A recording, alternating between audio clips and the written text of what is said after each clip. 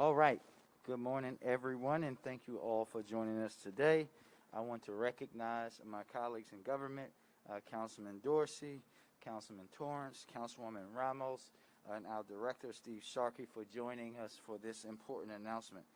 In the first year, my administration has made a concerted effort to correct historically unfair and inequitable policies across our agencies.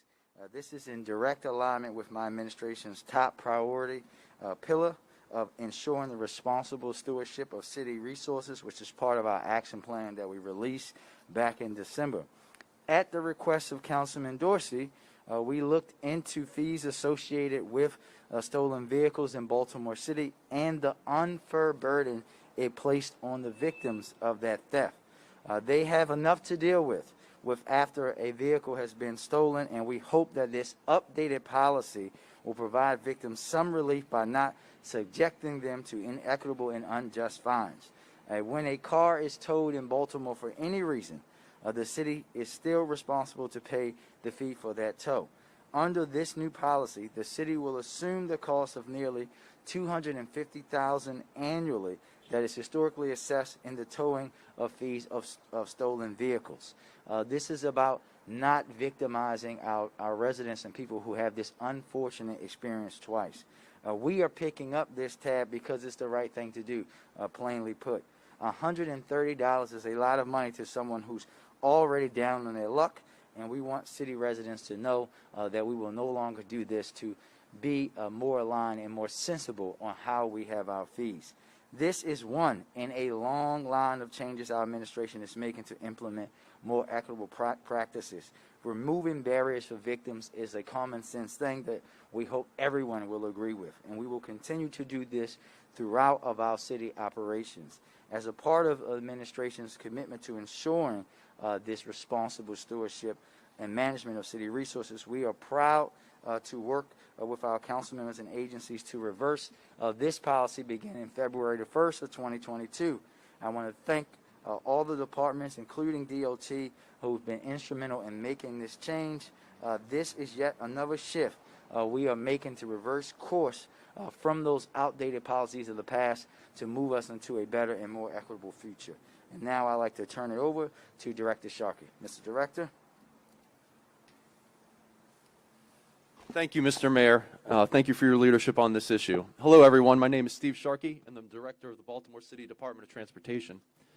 I really do want to thank the Mayor for his swift and decisive action, Councilman Dorsey, the support of the Council, the Towing Division for the hard work they do every day, as well as the TOs, the Safety Division, DOT team, all working together. Very excited about these changes.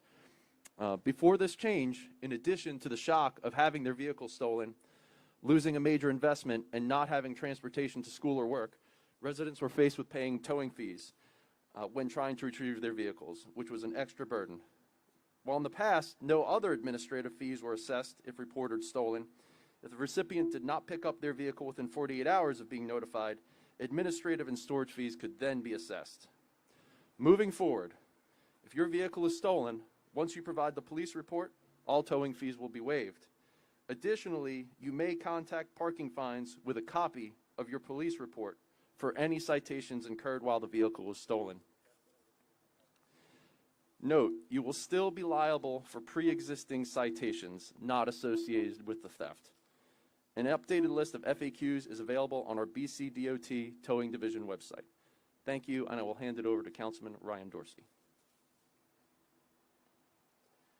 Thank you, Director Sharkey. Thank you, Mayor Scott. Thank you to my colleagues, Odette Ramos and James Torrance, who are here with us, and everybody. Insult to injury, no more. I think that's the thought that I'm having right now. First, I want to acknowledge that we have great people throughout our city government who are dedicated, thoughtful, and hardworking, without whom and without the team building of Mayor Scott and agencies like DOT, we wouldn't have to make these kind of changes happen swiftly.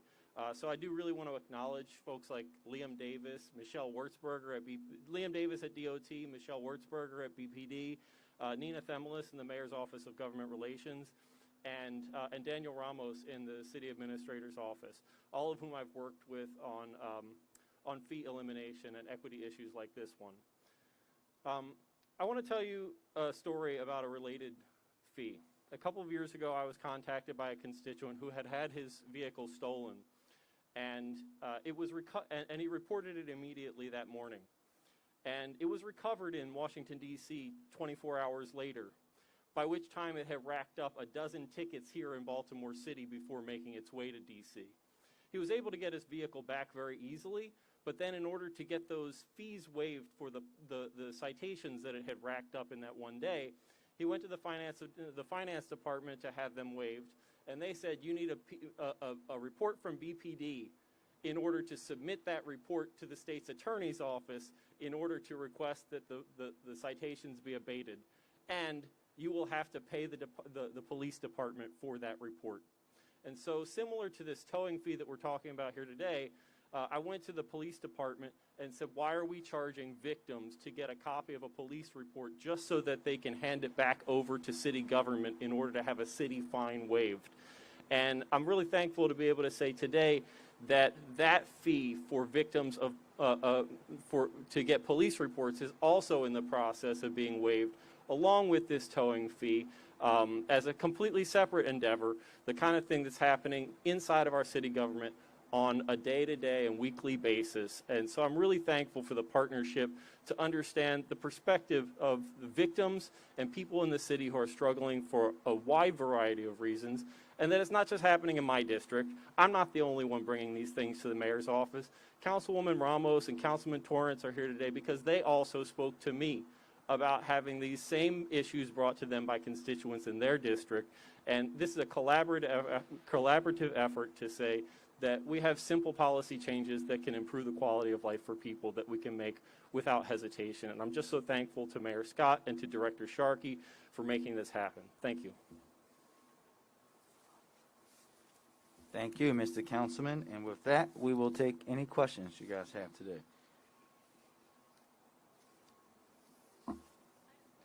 Oh, ma'am, I'm sorry. You got to use the mic. It's okay. I'm sorry. It's all right.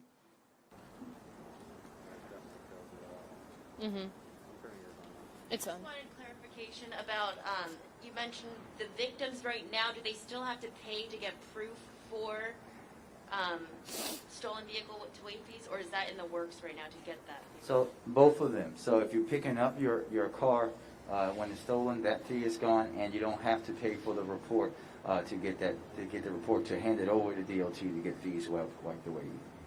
And then another question on the side about the GTTF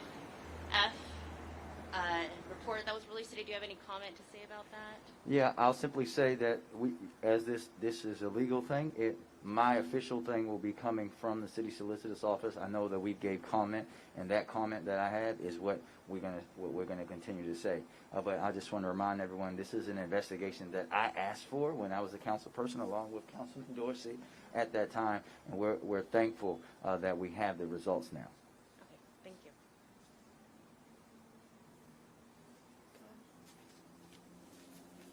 Sir? Mayor, I just have a question about the DPW and the recycling. What's your office doing to make sure that goes smoothly? I know they're moving to biweekly collection, and your frustration that we seem to be back in the pattern again. Well, listen, we know that, and I know it impacts you guys and where you are too. COVID is impacting every workplace across America, and DPW is no different. And as you've heard me say consistently throughout the pandemic, that solid waste workers in particular have been hard hit by this. Not just by COVID. Obviously, when you're dealing with people's waste and you're out there, you have to. There's no way for them, to do a lot of the protections that many of the rest of us can do in our workplace. They can't do that. But also, when you think about the fact that those workers are working 3 times as hard because so many people at home, you're talking about other injury. We're going to continue to use our management that we have over DPW. Before coming out here with you guys today, we had Clean Stat where we're going through our performance metrics with them, and we're going to make sure that they are doing what we need them to do. We made this decision. This wasn't a decision that we just made lightly, but we have to understand where we are, and as we see improving results and we see less people with the pandemic, we'll be setting the course of how to go back to regular pickup in the future. Mackenzie? Good morning. I wanted to get your take on, we spoke with a guy who says that he admitted to committing arson. He set his ex-girlfriend's house on fire. He got a plea deal from the city state's attorney's office. And he says that he thinks that plea deals like this are sending the wrong message to the city of Baltimore. Do you think that the city state's attorney's office policies are working, or have you lost confidence in her ability to send the correct message to Baltimore? Well, as you know, Mackenzie, I don't believe in blanket responses like that. I believe what has to happen is people have to be held accountable based on the facts of every case, and more importantly, what the jurors decide and what the judges decide, as they are the folks who are assigned that duty under our legal system, and that's what we're going to continue to do. For me, my job is to make sure that our police department is bringing these people to justice, whether they're committing arson, murder, a gun crime, and that's what we'll continue to focus on. We'll continue to work with our local state's attorney and our federal attorney to make sure that we are handing them the best cases and hope that justice is sought and achieved for our communities. He said that his plea agreement was too soft, though. He thinks he should be in jail. Listen, he has his opinion. I don't know the case. You know, I haven't seen the video that you're talking about.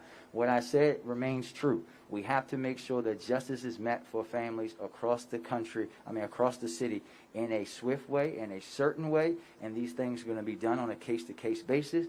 People who commit serious crime should have to face serious time. Thank you. Thank you, everybody.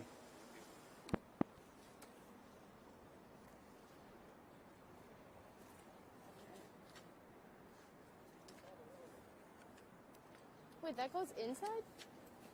Oh. Oh, what does that do? Good luck. Have fun. Thanks. See you guys. See you. It's mostly just for like when it's sunny, but I forgot to take it off. Does it help? It kind of helps keep down glare. Oh. It absorbs like light reflecting. It's pretty good. All right. It's a lens. It's the same thing as on the front of this lens. Yeah, I don't know what those do.